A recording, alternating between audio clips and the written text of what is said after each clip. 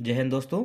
हमें प्रश्न दिया हुआ है कक्षा 10वीं प्रश्नावली 7.2 का 8वां क्वेश्चन, जो है यदि a और b क्रमशः -2 और -2 है तो -2 और 2 -4 हो तो बिंदु P के निर्देशांक ज्ञात कीजिए ताकि AP बराबर 3/7 AB हो और P रेखाखंड AB पर स्थित हो। तो जो AB पर बिंदु P स्थित है और यहाँ आपको ये दे रखा है AP बराबर 3/7 AB।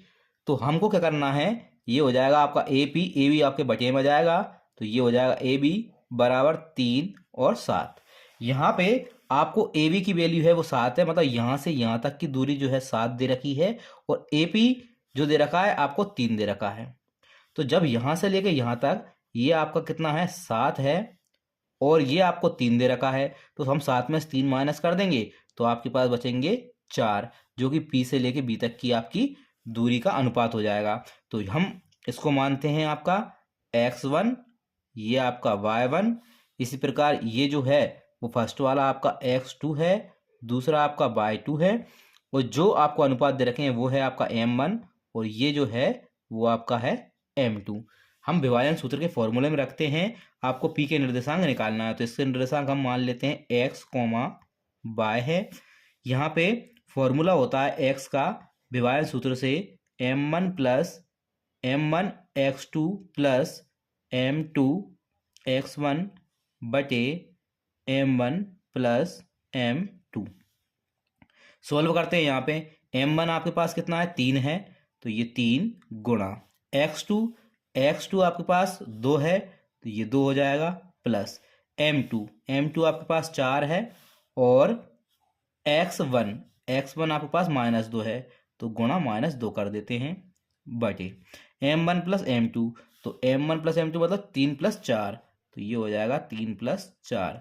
आगे हल करते हैं हम, 3 दूनी 6, 4 दूनी 8 और माइनस का आएगा तो -8 बटे 4 और 3 7।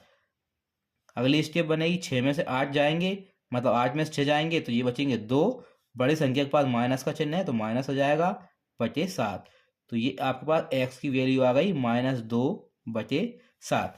इसी प्रकार हम y की वैल्यू निकालते हैं, तो y की वैल्यू निकालने के लिए फॉर्मूला लगाएंगे, वही m1 या x2 की जगह y2 आ जाएगा। इसी प्रकार से m2 और x1 की जगह y1 हो जाएगा और ये आपका m1 प्लस m2 मान रखते हैं। y बराबर यहाँ m1 ये आपका 3 है और m2 4 है, तो 3 गुणा y2, तो y2 की वैल्यू यहाँ -4 है प्लस m2 आपके पास 4 है और y1 की वैल्यू आपके पास -2 है, तो -2 रखते हैं। m1 प्लस m2 तो 3 + 4। आगे हल करेंगे, y बराबर 4 तिया 12, वो भी माइनस का क्योंकि प्लस माइनस। इसी प्रकार प्लस माइनस 4 दूनी 8 बटे 4 और 3 ये 7 हो जाएंगे। y बराबर दोनों माइनस के जुड़ जाएंगे, 12 और 8 ये हो जाएगा 20/7। तो आपको वैल्यू आएगी y की -20/7। तो जो हमारे बिंदु P है उसके निर्देशांक हो जाएंगे, पहले x का मान आएगा तो -2/7 और फिर y का मान आएगा तो -20/7। ये बिंदु P के निर्देशांक हैं। ये आपके प्रश्न का उत्तर।